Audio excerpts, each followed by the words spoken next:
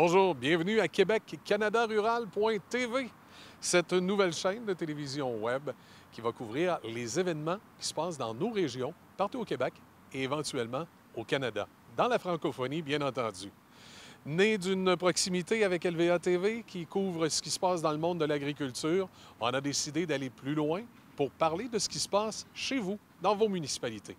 Mon nom est Michel Cloutier, je suis accompagné de Claude Roy. Bonjour Claude. Bonjour, comment ça va? Ça va très bien.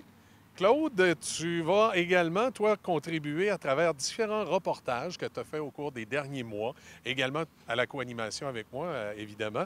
Et on va pouvoir découvrir un peu ce qui se passe, là. Bien, pas juste un peu, beaucoup ce qui se passe dans nos municipalités, un peu partout à travers le Québec rural et également le Canada rural dans les zones francophones. Écoute, c'est une nouvelle aventure. C'est une aventure qui va être intéressante, je crois, pour les gens parce qu'on va découvrir des choses qu'on n'a pas l'habitude de découvrir. Parce que, tu sais, on est assez casanier, même si on sort, même si on visite certains endroits, on n'ira pas fouiller à gauche et à droite, alors que nous, pour Québec rural, on a fouillé justement ces endroits-là, puis on est capable de donner des informations additionnelles et faire découvrir des choses à la population qui va écouter l'émission.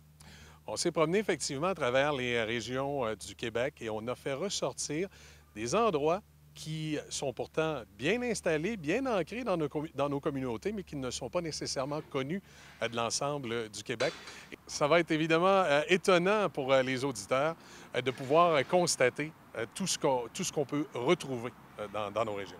Dans une première chronique, on va découvrir l'alimentation de proximité. C'est-à-dire que comme je fais des tournages dans le domaine agricole depuis un certain temps, on va découvrir justement une nouvelle orientation chez un producteur de porc.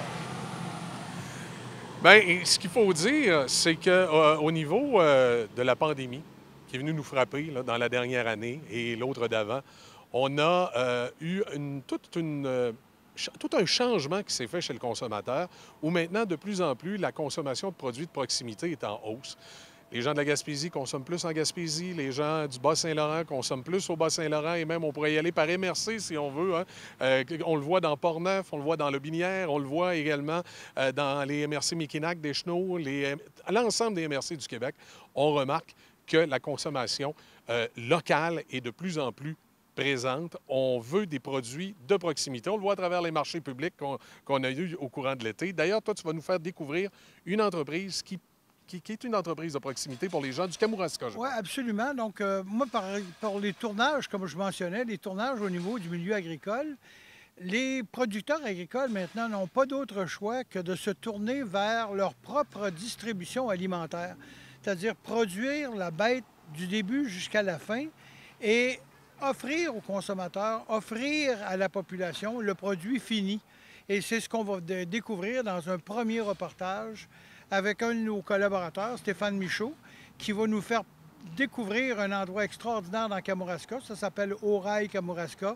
Et je pense que, comme tout le monde, tu vas découvrir un beau produit de proximité, puis une entreprise qui mérite d'être connue. Plusieurs entreprises comme ça à travers le Québec méritent d'être connues et celle-là tout particulièrement dans le Kamouraska qui est une belle région. Les attraits touristiques du Kamouraska ne sont plus à refaire. On sait que c'est là-bas en bordure du fleuve. On a également de l'agriculture. On a l'ITA qui est là, l'ITA du côté de la Pocatière qui est un joueur important autant dans l'agriculture que dans tout le développement rural du Québec. Donc écoute, sans plus tarder, on va aller rencontrer Stéphane Michaud avec son invité, Claude Ouellette, qui va justement nous parler d'une belle petite compagnie, une belle entreprise qui s'appelle Oraille Kamouraska. On va écouter ça à l'instant. Bonjour, je m'appelle Stéphane Michaud. On est aujourd'hui à Saint-Joseph-de-Kamouraska avec Claude Ouellette à l'entreprise Oraille du Kamouraska, qu'on est venu vous présenter un peu cette jeune entreprise en démarrage. Claude, je ne sais pas si tu pourrais nous expliquer un peu d'où est venue cette idée, puis le background un peu de l'entreprise là, du côté de tes parents aussi. Bien, le background n'est pas compliqué. Là. C'est une entreprise en production porcine. Ça fait 45 ans là, que la famille est en production porcine. On a toujours grandi là-dedans au final. Là. Fait que tout ce qu'on voulait faire, c'est de pouvoir continuer à avancer, prendre la relève de cette entreprise familiale. Mais quoi faire pour réussir à continuer à avancer? Puis en production porcine, c'est de plus en plus difficile à se démarquer. Il faut noter qu'on est encore une entreprise qui est indépendante. Fait que c'est une entreprise qui nous appartient, c'est nos animaux, Le contact est vraiment présent. Puis c'est important que si on reprend la relève de tout ça, qu'on puisse garder ce côté d'être indépendant-là. Mais quoi faire pour réussir à survivre? Les indépendants en restent de moins en moins. De plus en plus, les gens sont incorporés. Fait que de quelle façon qu'on pouvait réussir à se démarquer, c'était de se lancer, je pense, dans la mise en marché de viande. Pour expliquer un peu aux gens, c'est quoi intégré ou ben non indépendant, dans le fond, vous êtes propriétaire de vos animaux, vous faites votre moulée chez vous, vous cultivez des terres. Exact. Vous avez votre propre génétique. Dans le fond, vous aimez ça être boss chez vous. Effectivement, c'est, je pense, le point le plus important. Là. On a grandi comme ça, on est propriétaire, on est patron de nous-mêmes. Fait qu'on les directions qu'on décide de prendre, là, on a le volant dans les mains. Donc, dans l'objectif de continuer de vous améliorer au niveau de vos cultures, entre autres, il y a au moins 5-6 ans, on a introduit le seigle d'automne. Peux-tu nous dire un peu quel avantage vous avez trouvé à cette plante-là chez vous? Bien, un des majeurs avantages, là, c'est le fait qu'on c'est un semis d'automne. On ne se le cachera pas, fait que les périodes d'implantation étaient vraiment optimales. Toujours des bonnes conditions de semis. Le terrain est sec, c'est beaucoup plus facile. Il y a ça qui est avantageux. Il y a le fait également là, qu'on couvre nos sols à l'hiver. Fait qu'on protège tout ce qui est vers de terre, micro-organismes. Ça nous aide beaucoup à protéger la vie dans le sol. Qui protège également l'érosion par le vent, par l'eau au printemps. Ouais. C'est un énorme avantage là, avec le seigle. Si on continue dans la rotation, bien, le printemps, ça nous enlevait une charge de travail également. L'autre avantage qu'on y voyait, c'est que si on peut être assez efficace, on est capable de réensemencer notre seigle d'automne sans même utiliser de produits chimiques. Fait qu'on diminue énormément notre intervention chimique là, au champ. Ce grain-là, après ça, qu'est-ce que ça vous a permis d'avoir comme opportunité dans le marché ou dans le coin? Je pense que vous avez commencé à travailler avec certaines distilleries aussi, des micro-distilleries. Exact. Dans le fond, on a été approché là, par des producteurs de malt pour la bière. Puis de fil en aiguille, là, on a eu un contact direct avec Distillerie Saint-Laurent là, pour être capable de reproduire le seigle pour le whisky. Fait que c'est comme ça qu'on a commencé à développer sur le seigle puis à pouvoir faire notre propre mise en marché sur le seigle également. Fait qu'on s'est équipé là, en conditionnement de céréales puis en nettoyage de céréales. Fait qu'on peut nettoyer notre seigle, enlever toutes les impuretés, puis après ça, ben, on l'empoche, on est prêt à partir pour les distilleries. Puis, vu que vous faites votre propre moulée parce que vous êtes propriétaire de vos animaux, qu'est-ce que vous avez vu quand vous avez commencé à utiliser le seigle dans les rations de porc en engraissement, entre autres? Ah, ben je vous dirais que dans point de vue granulométrie, chez nous, c'est une moulée qui est farineuse, on n'est pas en cube. Fait que juste pour la granulométrie de la moulée, il y avait un énorme avantage. Si jamais le maïs n'était pas d'une bonne qualité, ça avait tendance à vouloir bourrer dans les trémies pour l'alimentation des porcs. Tandis qu'avec le seigle, ça va beaucoup mieux. L'alimentation se fait mieux, les cochons filent mieux. On n'y voyait que de l'avantage, puis c'est un produit qu'on a chez nous. Donc, on enlève beaucoup de transport parce que pour réussir à avoir du beau maïs, on ne se mentira pas, là, on a toujours trouvé qu'avant Saint-Hyacinthe, la qualité était un petit peu moindre pour réussir à avoir des bonnes conversions. Donc, en utilisant notre seigle, on diminue beaucoup les transports de maïs, donc l'effet carbone. Donc, même si on met une grande quantité de seigle d'automne dans les recettes de porc en croissance, on n'a pas nécessairement moins de croissance, puis c'est un produit qui est cultivé dans la région du Kamouraska. Exact. Parfait. Ensuite de ça, on sait aussi que, point de vue bien-être animal, le seigle, qui est un aliment beaucoup plus fibreux que le maïs, aide beaucoup le porc à mieux gérer sa glycémie. Donc, on sait que ça a un effet sur le bien-être de l'animal aussi, ce qui est super intéressant dans l'élevage. Dans la vie de tous les jours, je fais pas des vidéos là, tout le temps non plus. J'étais impliqué avec l'entreprise JF Wallet comme fournisseur chez Belle-Île Solutions Nutrition. Puis on cherchait une manière, avec la relève qui s'en venait, d'assurer une pérennité de l'entreprise. Je pense que j'ai insisté pas mal pour qu'on essaie de développer un projet pour faire la mise en marché ou le lien avec le consommateur directement. Je ne sais pas ce que tu en penses, Claude, d'élaborer un peu sur le sujet. Effectivement, c'est un besoin qui était là, puis je pense si on veut se démarquer dans la vie de tous les jours, il faut être un peu différent de ce qui se fait déjà, être capable de développer et d'avancer. Fait que auparavant, j'étais représentant d'équipement d'érablière, fait que j'avais un contact humain, un contact avec les gens. Puis en revenant sur la ferme, je pense que c'est quelque chose qui venait qu'à me manquer. Pouvoir voir des gens, pouvoir avoir des discussions et interchanger. Fait que c'est ce qu'on a fait avec la mise en marché. Là, on est capable d'aller rechercher des commentaires. Auparavant, là, la viande, on l'envoie chez les abattoirs ou dans le circuit commercial sans avoir de retour. Fait que la viande est passée où? On ne le sait pas. Qui y a goûté? On ne le sait pas. Tandis que là, bien, avec le contact humain, on est capable de travailler sur notre produit, se différencier, développer, améliorer. C'est le but de l'exercice. C'est bien beau, Claude, d'avoir des belles idées comme ça, hein, mais quand on a commencé à vouloir abattre, découper, distribuer, peux-tu nous faire un petit survol des différents défis qu'on a surmontés et rencontrés dans le dernier 12 à 13 mois? Et nous allons dire, initialement, ben, les abattoirs indépendants, il n'y en a presque pas. Fait que, au tout départ, on a commencé, la viande, on n'y connaissait rien. On était habitué d'avoir les animaux vivants, on était habitué de travailler avec eux, mais de pouvoir travailler sur des pièces de viande, de savoir comment les développer, comment les travailler, c'était un énorme défi. On partait de zéro. Fait que ça a été de trouver un abattoir indépendant qui était prêt à pouvoir travailler avec nous. Fait qu'on a trouvé, là, on a réussi à trouver l'abattoir à Luseville, qui est un abattoir indépendant, un peu sur le même modèle que nous. Fait qu'on a commencé là. Suite à ça, bien, pour de la transformation, être capable de faire bien, pas les découpes, mais la transformation, la saucisse, le pepperoni, c'est pas seulement qu'une boucherie qui pouvait nous aider à avancer là-dedans. Il fallait trouver une entreprise qui était avec un permis C1, qui est aussi extrêmement rare là, dans notre coin. Là, les entreprises, il n'y en a presque pas. C'est un énorme manque. Fait qu'il a fallu en trouver. Donc, on a commencé à développer avec Boucherie Centre-Ville à Trois-Pistoles, qui sont toujours pas C1. Donc, on les a emmenés avec nous à l'abattoir à Luseville pour être capable de transformer là-bas. Suite à ça, on est aussi à Cap-Saint-Ignace, Boucherie à la ferme, qui nous a énormément aidés, puis à mieux cerner tout ce qui était la transformation, qu'est-ce qu'on peut faire de différent, de quelle façon qu'on peut travailler. Il a fallu tout apprendre ça. Là. Dans le fond, Claude, si je comprends bien, là, si on veut venir avoir des produits locaux qui s'en vont aux distributeurs et qui viennent de des fermes qu'on connaît, c'est hyper important d'avoir un écosystème d'entreprises indépendantes qui travaillent ensemble, si on veut. Oui, on n'a pas le choix. Si on veut être capable un peu comme je disais tout à l'heure, si on veut être capable de gérer notre bateau, il faut avoir le volant entre les mains. Il faut être capable autant de gérer le départ, que la croissance, que la finition, que la mise en marché, que la mise en tablette. C'est de cette façon-là qu'on est capable de mieux gérer qu'est-ce qu'on fait et pourquoi qu'on le fait. Mais les multinationales ou les gros groupes de ce monde servent mal des projets comme ça parce que c'est des méchants gros bateaux à faire virer, là.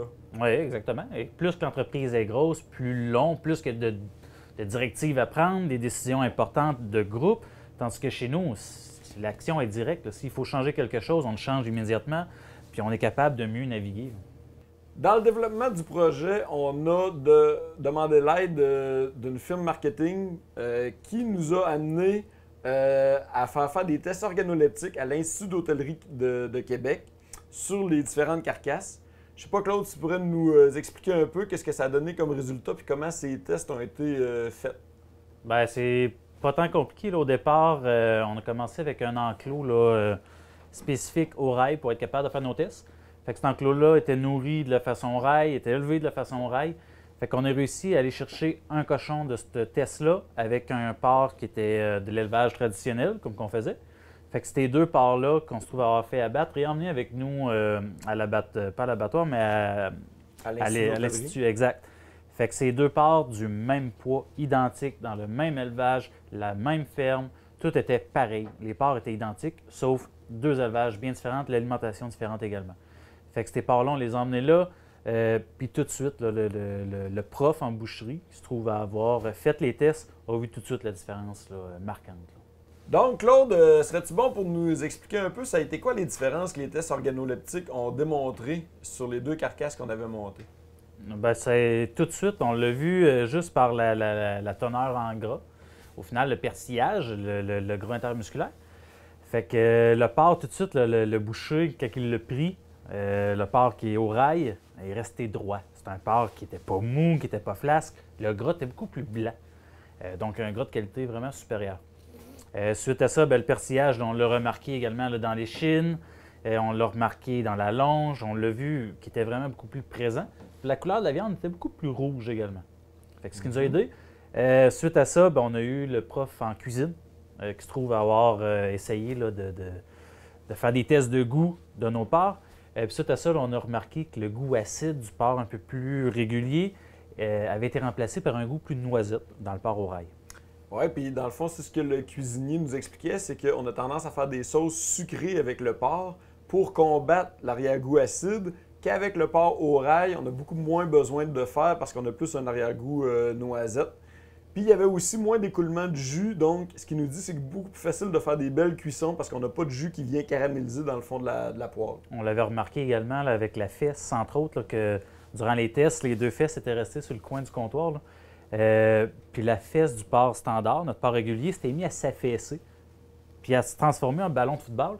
Ce qu'on n'a pas vu avec le porc au rail qui est resté là, une belle miche de pain. Là. Donc, ce qu'on trouve super intéressant avec ça, c'est qu'on a été capable de démontrer qu'en alimentant les porcs différemment, on est capable d'aller chercher vraiment un produit de bien meilleure qualité. C'est ce qu'on voulait arriver à faire comme travail. Bonjour, messieurs. Alors, bonjour, mon nom est René Houd. Moi, je suis encanteur. Full-time auctioneer. On a fait venir plusieurs encanteurs, puis je l'avais déjà vu dans d'autres encans. Puis je l'ai trouvé bien correct. C'est un monsieur qui est bien... ça fitait. On les soigne, ils ont l'eau, ils ont le foin, la moulée, on a un pipeline. On a tout pour faire l'accommodation, si tu veux, d'une personne qui ne veut pas faire un camp à la ferme. Là, c'est clé en main, c'est-à-dire qu'on s'occupe du transport, on s'occupe de la préparation, on s'occupe de la vente. Je pense qu'on a une très bonne équipe.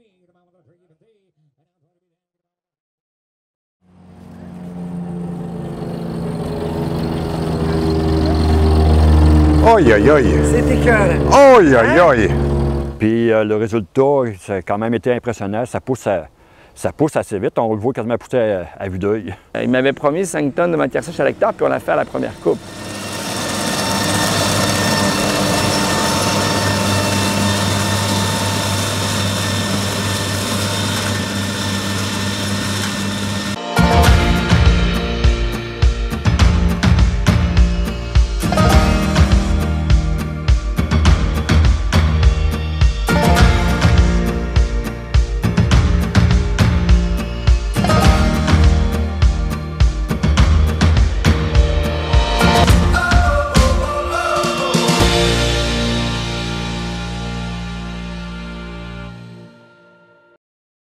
Alors, Claude, es-tu bon pour nous montrer un peu c'est quoi ça donne, ces produits-là, un coup emballé et tout? On va commencer par le premier, qui est notre porc haché, qui est tous nos produits, dans le fond, sont en congelé à l'heure actuelle, ce qui nous permettait d'avoir une meilleure gestion. Bien, au final, il n'y a rien de plus frais qu'un produit congelé, soit dit en passant. Donc, on garde toujours la fraîcheur. En étant sous vide comme ça, c'est extrêmement rapide de pouvoir réussir à décongeler notre produit, l'immergeant dans l'eau froide. Donc, habituellement, 10-15 minutes plus tard, le produit est déjà dégelé, prêt pour la cuisson.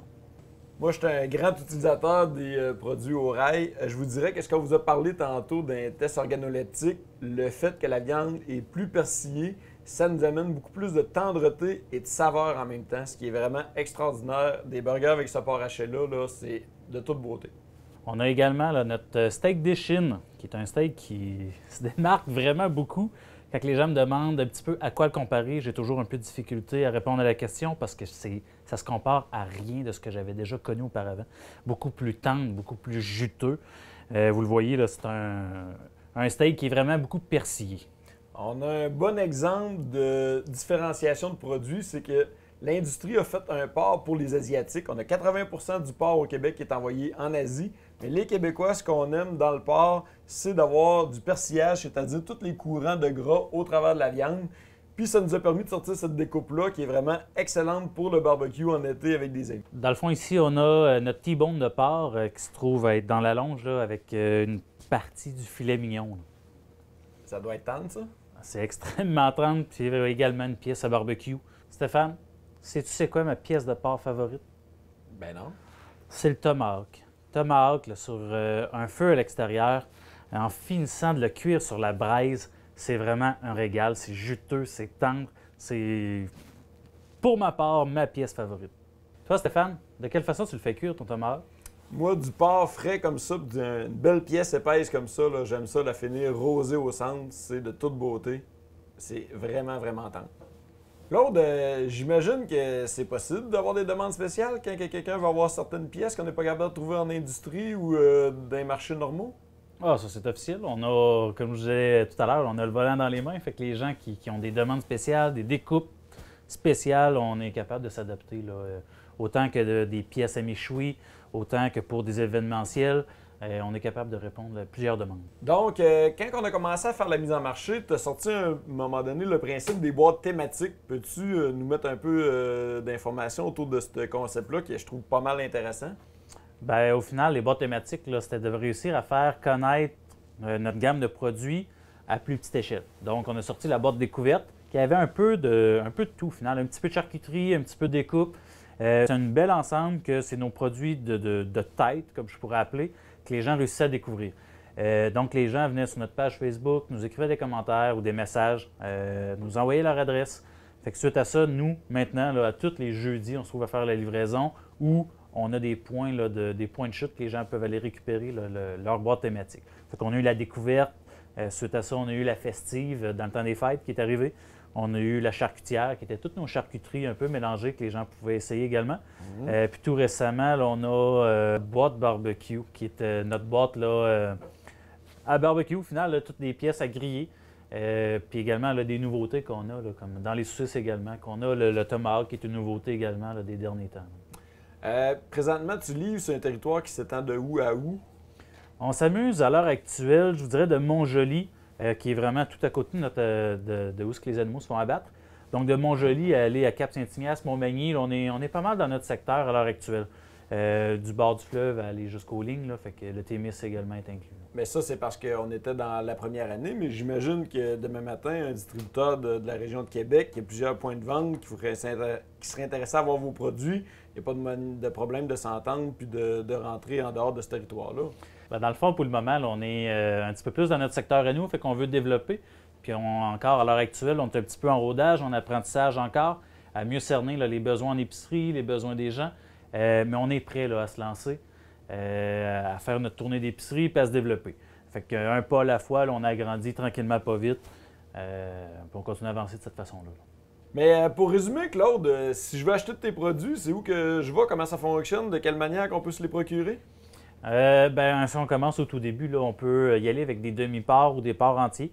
On offre autant pour les boucheries le porc en carcasse, autant pour le consommateur à la maison. Donc, tout le porc est découpé comme les gens veulent l'avoir. On a des choix à faire. Telle pièce, on le découpe de telle façon. Fait que le porc est vraiment découpé de la façon que le client veut l'avoir. Tout est emballé sous vide, livré à domicile. Fait qu'on peut le faire de cette façon-là, porc entier, demi-porc. Suite à ça, on a nos boîtes thématiques qui permettent là, à essayer nos produits et à découvrir les nouveautés également. Par la suite, on a nos points de distribution. Là. On a, à l'heure actuelle, on a Métro Lebel qui se trouve être à la Pocatière. On a épicerie chez Daniel à Mont-Carmel. On a Provigo Saint-Pascal. On a épicerie Charest à Sainte-Hélène. On a station-service Michaud à Notre-Dame-du-Lac. On a également Gaz-Bar Saint-Patrice. Gaz-Bar Saint-Patrice à Rivière-du-Loup. Puis on a également la boucherie Centre-Ville à Trois-Pistoles là, qui achète là, des carcasses de temps à autre puis qui font découvrir nos produits à leur clientèle. Il y a aussi un petit restaurant Goût de ça, je crois, qui cuisine avec vos produits aussi. Exactement. Goût de ça Saint-Modeste qui cuisine nos produits, là, que même nous, on adore aller consommer. Là. Fait que c'est une belle découverte également. Là. Ce qui est intéressant aussi, c'est que le porc au rail, les particularités qu'on retrouve dans la viande, puis au niveau du persillage du gras, permettent vraiment d'aller chercher dans les charcuteries vraiment des saveurs puis un goût vraiment exceptionnel dans des charcuteries. Peux-tu nous faire un peu une présentation des différentes charcuteries que tu as présentement de disponibles, Claude? Bien, c'est sûr qu'éventuellement, là, on se démarque quand même très fort avec nos saucisses. Saucisses de porc. On a ici là, la poireau épinard vin blanc qui est un de nos produits vedettes pour le moment. On a également là, la Toulouse, l'abricot miel. On a des nouveaux produits qui s'en viennent, là, qu'on a développés avec un cuisinier de Kamouraska. On a la whisky cheddar bacon qui s'en vient, qu'on s'attend qui va être un produit vedette incroyable. On a également la camousse qui est un produit vedette fait avec des ingrédients là, du Kamouraska.